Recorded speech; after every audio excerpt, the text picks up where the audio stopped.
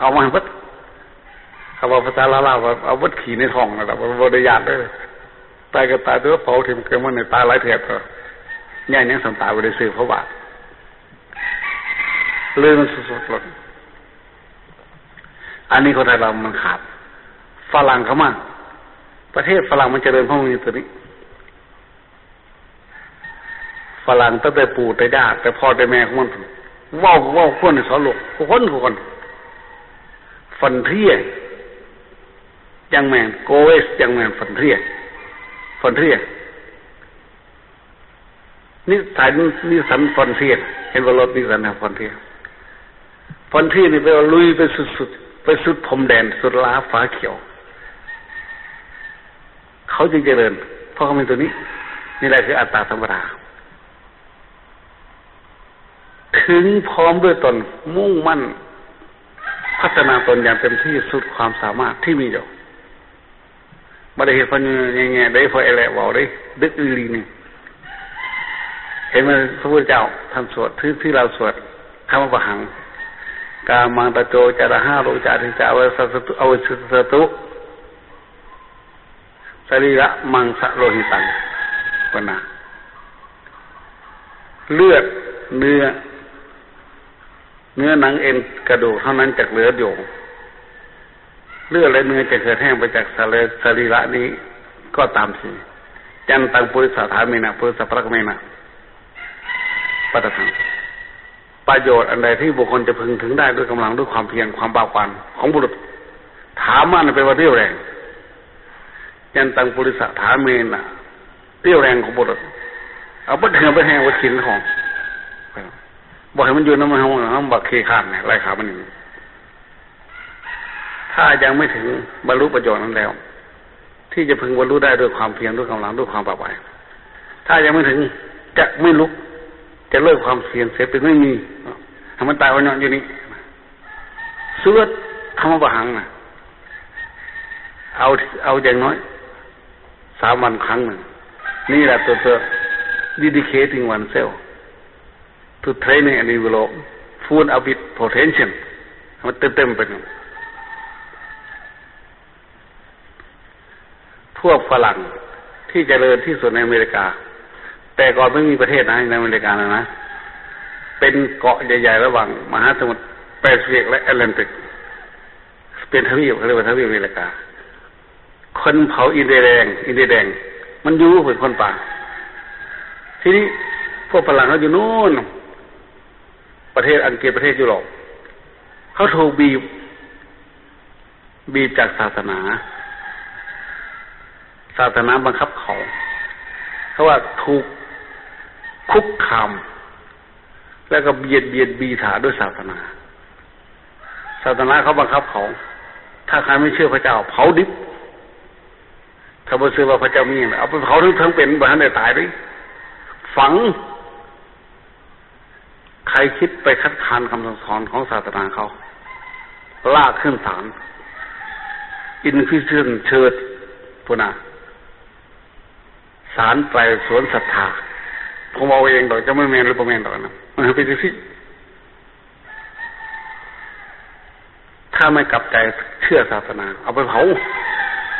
เขาบอกเผาก็ฝังดิบมันสิแมนของดีบ่ฝังคนบ่แม่นคนตายศาสนาเหล่านั้นฆ่าเขาตายหลายหมื่นหลายแสนคน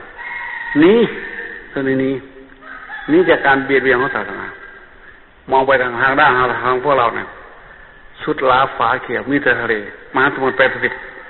มหาสมุทรแอตแลนติกขี่เรือเล็กเรือน้อยซอกซ้อนมาจนสุดท้ายหมอนึกว่าหอดกอดมือหมอโคลัมบัสมาหอดโอ้ยแผ่นดินแดงดีขนาดแบบมันไม่มีคนมีแต่พวกคนป่าอินเดียแดงอาประเทศได้หัวใจข้างเมื่อไรกับพายขึ้นหน่อย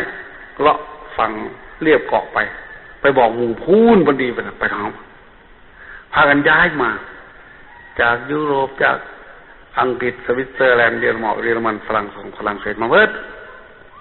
พื่อได้มาตั้งอะไรก็เอาซื้อวันเจ้าของพวกเขายกจากอังกฤษมาถึงก่อนก็จะมาตั้งนิวยอร์กเป็นดอกใหม่เลยนะว่ามันอยากดอกเก่ามันยุ่นนิวแปลว่าใหม่พ ผมทำจะหลอกแจกแหลกเลยผมบ่คิดว่ามันจะเป็นเรื่องโจกพวกฝรั่งเยอะๆผมไปแสดงธรรมที่วอชิงตันที่นิวยอร์กผมทำไว้โอนดอกใช้เป็นดอกเก่าของเราอันนี้มันนิวยอร์กเคยดอกมันยอกเก่าอยู่ใส่ฝรั่งหัวโคมีแต่เจ้าเนี่ยเรามาทำอย่างนี้ของเรา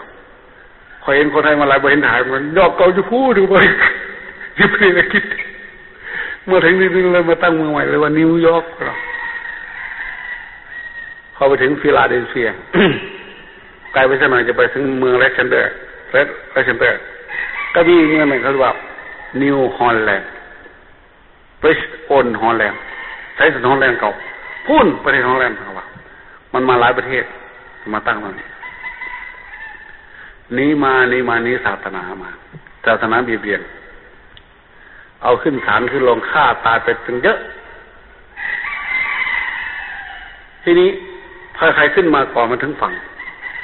ก็อยู่แค่ฝั่งก็เหมือนคนไทยของเรามาด้วยกันจากนู้นตอนเหนือแม่น้ำคงมณฑลยูนานเฉยชวนกวางซีมาไปตายเอาดาบหน้ามารอฟังของผู้เพื่อนไปเจ้าไปหน้าเพื่อนมันอยู่ฝั่งของทั้งนั้นไปจากผมพวกมันเอาลังไปเดี๋ยวพอได้หน่อยไปมึงไปวิวฝากกันหน่อยพวกมันเอาลังเนี่ยผมฝากไปเรื่อยจนไปถึงแม่น้ำเจ้าพระยาก็เลยได้ที่ดีเพิ่นขี่ข้านเพิ่นได้บอลดีแต่รอฟังของไม่ได้เจ้าหน้าได้เท้านั่นเท้านี่นะไปถึงนี่ว่าเป็นเท้าได้ไหมไล่ข้ามไปพอพวกมาตำหลังมันมีป่าแต่ดงพอขึ้นฝั่งทั้งทวีปมันสินอยว่าอะไรทวีปอเมริกาพวกมาใหม่ขึ้นมาหลังคนผู้เฒ่าให้ฟอนเทียโกเวตจังแมนไปบาลาบังมึงไปสุดพุ่นไปสุดพรมแดนฟอนเทียสุดพรมแดนไปลุยไปสุด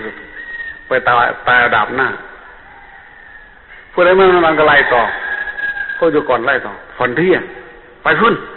สุดพุ่นโกเวตทางเข้าเป็นทางตะวันตกเขานะฮะของเกาะนั้นไปทางตะวันตกจังแมนลงไป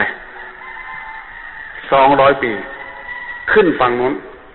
มาสุดที่ลอสแองเจลิสแคลิฟอร์เนียสุดเลยได้ไปสุดแดนสุดพรมแดนประเทศเลยต้องใหญ่โตเพราะนั้นนิสัยฝรั่งที่มีอัตตสัมปทาถึงพร้อมด้วยตนมุ่งมั่นฟันฝ่าพัฒนาตนอย่างเต็มที่สุดความสามารถfull potential เต็มความสามารถเต็มศักยภาพโมเมนต์พอจะก็ว่าโว้ยตัวนี้ไปไม่ได้ตัวนี้ใครว่าให้ตัวยี่ไปเองคนตรงนี้สิจริงมันจะไปใส่ไว้นอนรับตัวคนหน่อยได้กี่ข้อแล้วฮะคนจบได้กี่สัมปทานแล้วที่เราบอกทบทวนก่อน1มีถึงพร้อมด้วยกัลยาณมิตรมีแหล่งความรู้มีบุคคลผู้เป็นอยู่แบบอย่างที่ดีงามแนะนำพร่ำสอนพูดให้ฟังทำให้ดูอยู่ให้เห็นและเราทุกคนสร้างตัวเองเป็นกัลยาณมิตรช่วยกันเราสังเกตเห็นไหมในป่าไถไปใส่ปุ๋ยคืองามแต่ป่าอยู่ในดงดีกว่าเขาปลูกมันนั่นแหละเป็นกัลยาณมิตรให้กันต้นไม้ไปในป่าเดิมมันเขียวโอ้พอได้เป็นหัวน้ำไปใส่ปุ๋ยมั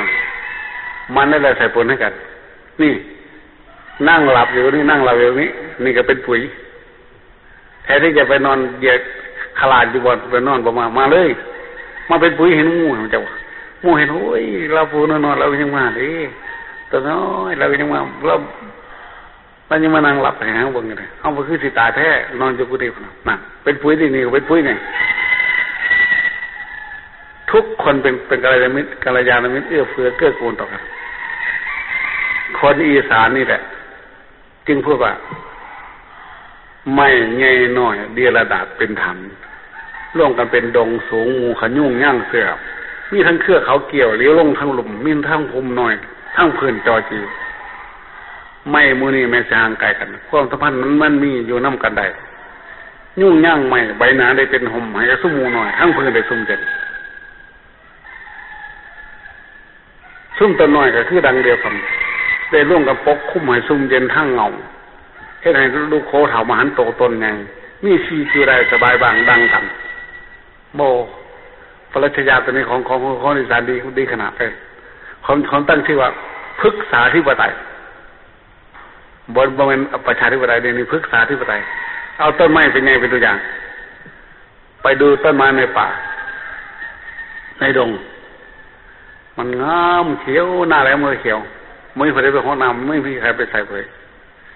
แต่มันนั่นแหละเป็นปุ๋ยให้กันแหละมันเป็นกัลยาณมิตรให้กันได้กันต้นใหญ่เป็นร่มเงาแก่ต้นเล็กๆกิ่งที่มันแห้งมันตายต้นมันเป็นปุ๋ยให้ต้นข้างล่างได้กินต้นเล็กๆต้นเฟิร์นเล็กๆก็อาศัยต้นใหญ่ก็เป็นร่มเป็นเงาต้นสารต้นหวายปกคลุมหน้าดินให้ชุ่มชื้นให้ต้นใหญ่อยู่ได้ใช่ไหมซุ่มมูหน่อยคือรังเดียวกันเลยร่วมกันปกคลุมซุ่มเย็นทั้งเงาเฮ็ดให้ลูกโคเถามาหันโตต้นแนงลูกโคเถาคือต้นไม้เท่าภาษาบาลีว่าลูกโคมหันโตแปลว่าใหญ่ให้ลูกโคเถามหันโตต้นแนงมีชีวิตอยู่ได้สบายบางดังกันสังคมคนเฮานาคือรังเดียวกันสหายเอ้ยแมนสิรวยหรือจนก็อยู่น้ำกันได้คือจะยุ่งย่างใหม่ไม่ไพ่เป็นตัวอย่างเอาใส่ถ้ำพระเจ้าสมานเขาวางกลางไปได้ไกลได้ถึงแท้นี่คือระบบกัลยาณมิตรนะนี่พอไม่ออกสะท้อนเลยเป็นกัลยาณมิตรให้กับพระนุ่นๆน้อยๆขี้ข้ามทีละครั้งเมื่อเขาจะมาแล้วเขาจะเมินกระดูกกระดิ่งเขาจะติดดอกว่าบอกเลี้ยงลูกจนเต็มบ้านเลี้ยงหลานจนเต็มมือทุกอย่างลำบากบัดนี้มานั่งสมาธิไว้มันจะเป็นอย่างไงเขาจะทีละครั้งเขาจะมาแล้วมานั่งพระนุ่มแน่นอนขี้ข้ามก้อยโกยน้ำกลนนี่หัวดำมาก่อนหัวดอนคือหัวโลนยกคู่ในมาน้ำหลังเขาก็ล่างตลอดคนนี่หน่อยน่าหลายเหลือไผ่หัวดอนใดสีน้ำก่อนต่ำเขาปฏิวัติหัวผู้เฒ่าหัวได้น้อยบ่หัวดอนเป็นหัวยกคู่เลยเด้หัวแท้ไม่แห้งดอนแม่นบ่มือสิบห้าครับก้อยมันสู้ในหัวดำมันก่อนตื่นเร็วเขาเป็นการระยะไม่ทันกับเราอ่อนซ่อนเนี่ยเป็นอย่างไรอ่อนซ่อนเพิ่น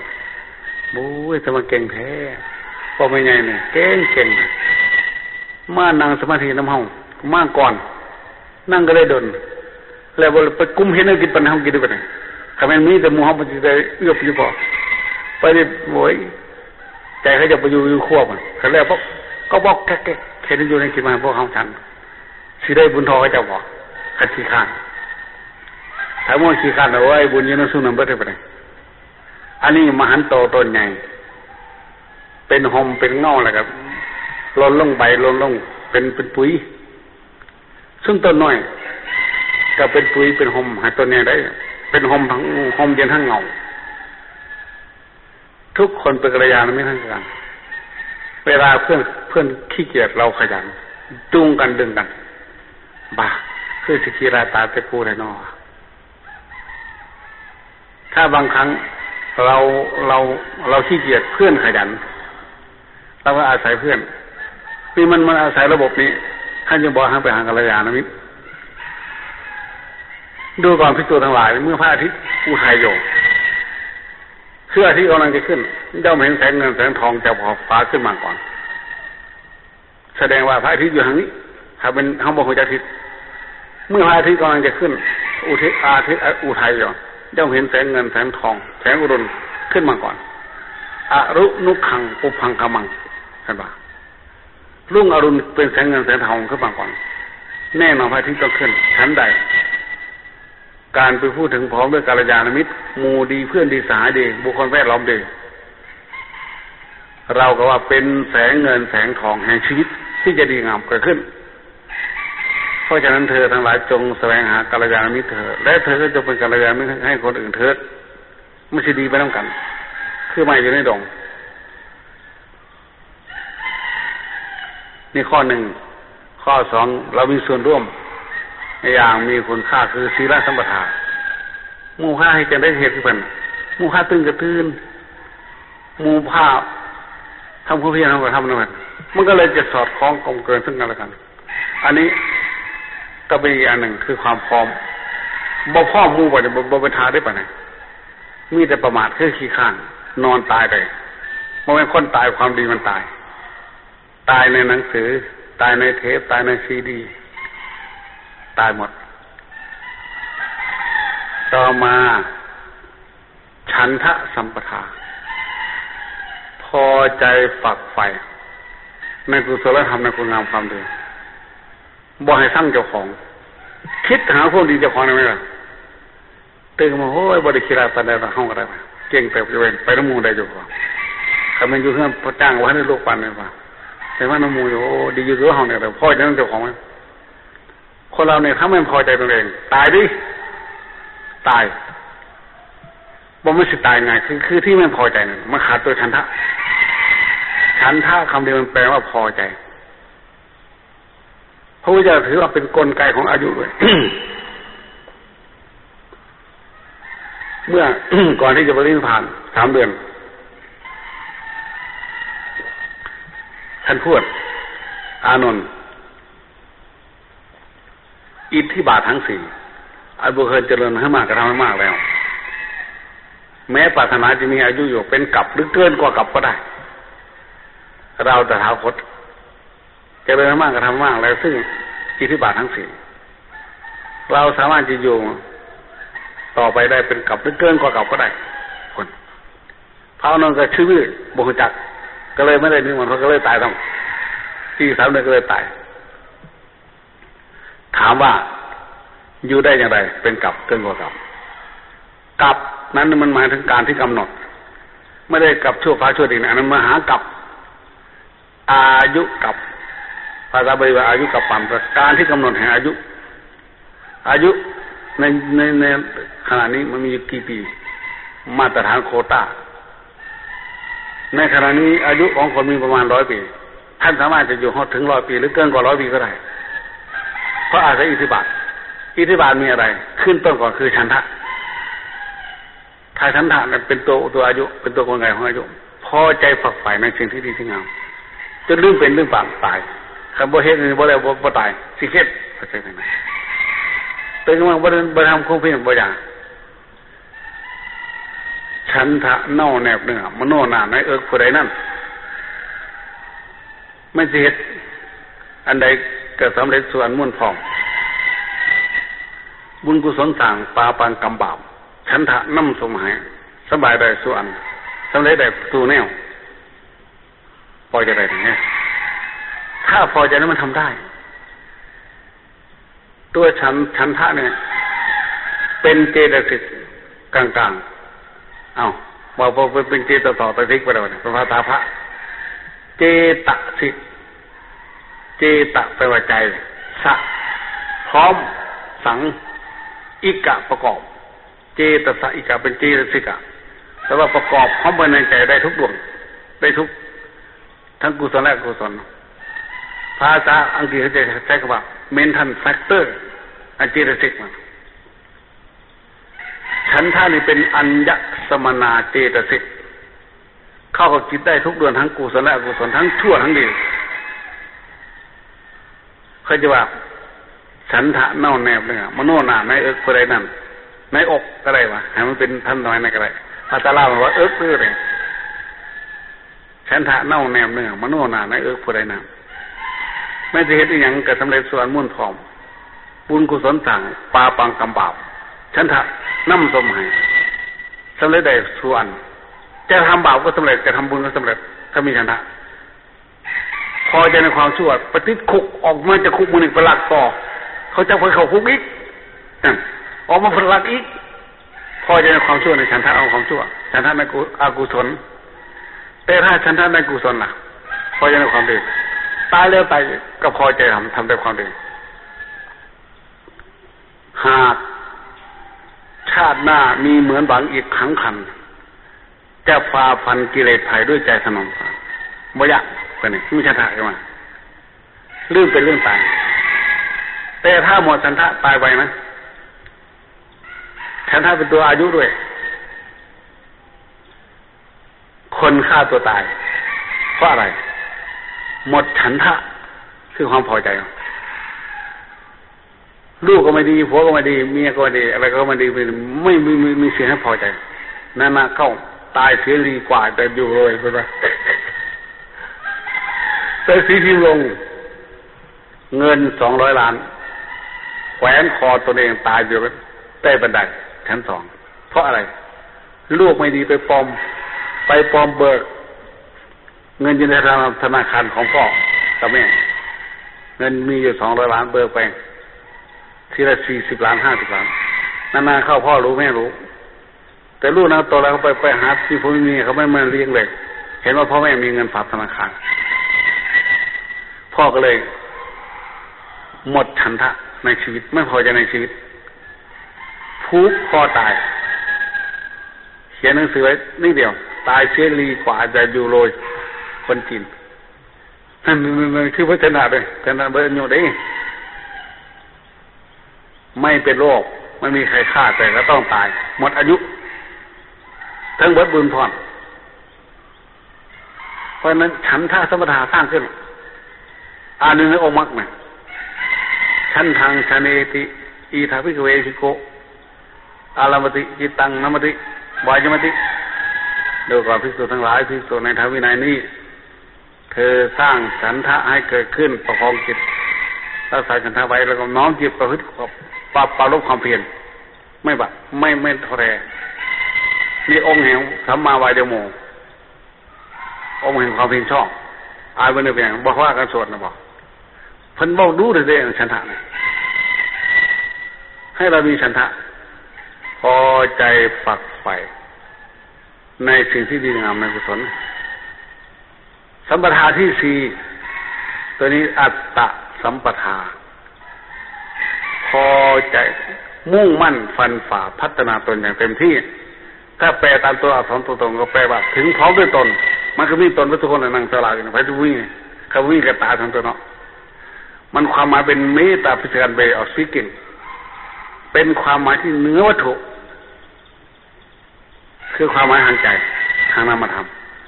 ภาษาพระท่านว่าธรรมาทิฏฐานาเอาธรรมล้วนเป็นที่ตั้งแต่มันมองไม่เห็นสำหรับคนที่ยังไม่เข้าใจก็เลยเปรียบเป็นปุคลาทิฏฐานา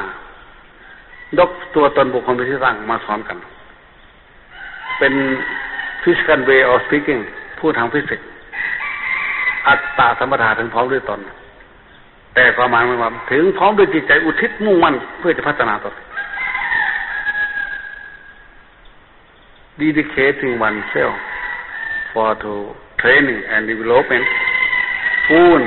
of with potential เอามันเต็มที่ความสามารถมีเท่าไรเอามาใส่บทขอแร่บทต้องจงทำมันตายจะน่าพัฒนาเสกคาถาดีเลยยังมันเศร้าแต่เมื่อมันเศร้าขี้ข้านแต่นี่เสียละครั้งเป็นมันจะลุกเสกคาถาดีเลยบอดีมันตายบอตายมันดีสังคาเมมาตังเธออยู่อย่างเตชีปรสิโตตายเสียดีกว่ามีชีวิตอยู่อย่างขี้เกียจพ่ายแพ้อย่างนี้ไปนะพูดหน้าตรงหัวเข่าเสกคาถานี้ด้วยนี่ดักลุกนั่งดนปวดขาลุกบ่ให้มันลุกไปตั้งขาสร้างคาเมมาตั้งเสด็จยังเสด็จชีพระสตงต่อมาสัมปทาที่5ความพร้อมที่5อัปปมาทสัมปทาถึงพร้อมด้วยความไม่ประมาทกระตือรือร้นปลุกตนปลุกใจเพื่อจะพัฒนาตนอยู่เต็มที่อยู่ตลอดเวลามีสติอยู่เตือนตนอยู่เสมอบ้าบ่ได้บวชมานอนขี้คร้านตัวบวชมาฝึกหัดพัฒนาเจ้าของตัวคดีก็สิบ่ฮัดบ่นั่นนอนอยู่เฮือนก็ให้ได้เฮ็ดได้ดีบ่ได้นี่คืออัปปมาทสัมปทาถึงพร้อมด้วยความไม่ประมาทกระตือรือร้นปลุกตนปลุกใจอยู่ตลอดเวลาเพื่อจะพัฒนาตนอันที่6บัดนี้ทิฏฐิสัมปทาถึงพร้อมด้วยแนวความคิดค่านิยมที่สอดคล้องกับความเป็นจริงมีเหตุมีผลบ่ไปขัดแย้งเพราะได้พิจารณากันกับหมู่ ลีกละเลิกเป็นสิ่งที่จะขัดแย้งคอนฟลิกต์ให้ทะเลาะกันมีความเห็นในซื่อตรงต่อความเป็นจริงของธรรมสอดคล้องกลมกลืนกับเหตุผลอัตถจินตาภาษานุขารู้จักปรับปรุงเปลี่ยนแปลงแนวความคิดของตัวเอง จากตัวเองสู่ผู้อื่นเพื่อประโยชน์ที่พึงปรารถนาอันสุดท้ายแจ้งผลิตพอไว้กับแจ้ง ประเดิมเรื่องละเอียดตัวสุดท้ายนี่เก่งที่สุดถ้ามีกับใครแล้วไม่มีผู้ใดบอกผู้ใดสอนพัฒนาไปได้โยนิโสมนสิการะสมถะโยนิแปลว่ากำเนิดโสนั้นมนสิการะ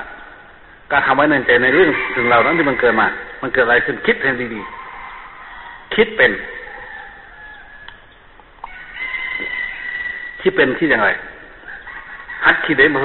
มาหาบ่หามาคิดได้ให้คิดเป็นโลกนี้เจริญสิ่งสร้างสรรค์สถาปัตยกรรมต่างๆเกิดขึ้นมาจากนักคิดไม่ได้เกิดขึ้นมาจากนักจำพวกจำเก่งๆนะสร้างสรรค์อะไรไม่ได้มาไม่ได้จำขันลื่นเลยจะโลอยู่ปัญญามาเบิ้ลเนี่ยวันนี้เกิดมันจะคุ้มคิดของผมเนี่ยผมเป็นคนคิดเป็นคิดหลายนางสวัสดิ์จนว่าจะกินข้าวเครียดมันคิดเก่งถ้าผมเข้าใจแค่นี้ผมจะคิดเป็นว่านิสัยผมมันคิดไปหน่อยแต่น้อยไปบัดกับแม่หัวจะไม่พ้นป่าจ้าบ้านในโรงเรียนแม่พาไปทำบุญไปรับสินน้ำผู้เฒ่าว่าปานาติปาตาเวรมณีสิกขาปะทังสมาธิมาดาวิก็บอกน้องเจ้าปาผู้แค่นี้ว่าสิกขาปะทังสมาธิยามิแต่ไม่คิดต่อโอ้สินนี่มันนอนสี่ขาตลอดอยู่เนาะคือว่าสินนี่สิเป็นโตได้ไหมนอนสี่เอาขาสี่ฝ่าตลอดอยู่สี่ขานะสินนี่นิสัยมันชอบคิดอย่างอันนี้สบัดโยนิโสมนสิกขาแต่คิดอย่างนี้ยังไม่พอต้องคิดเป็นคิดอะไรอุปปายมนสิการคิดถูกวิธีปัฏฐมนสิการคิดมีระเบียบกาลนะมนสิการคิดมีเหตุมีผล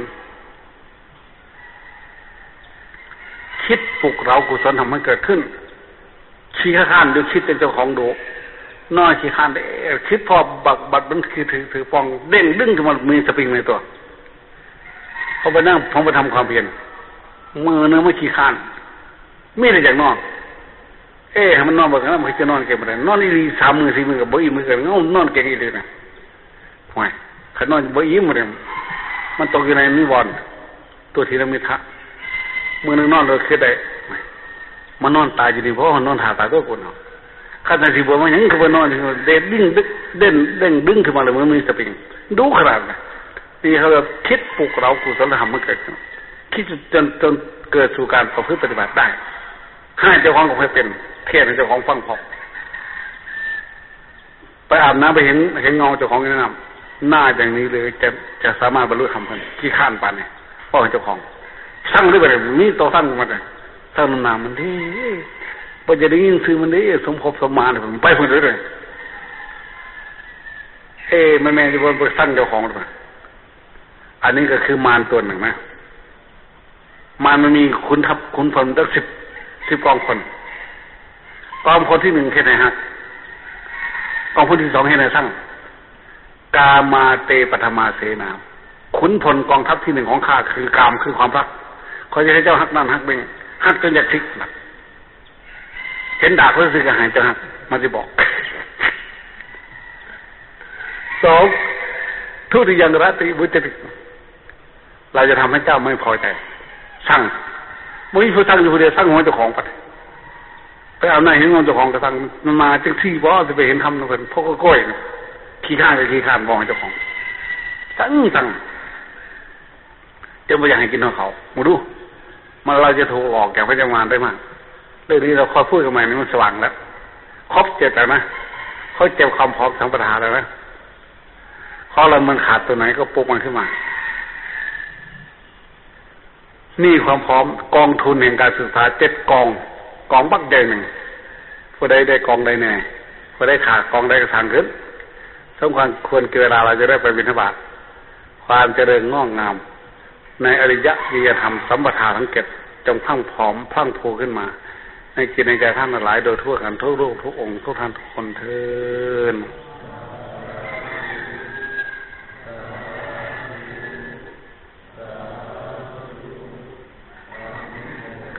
สาธุ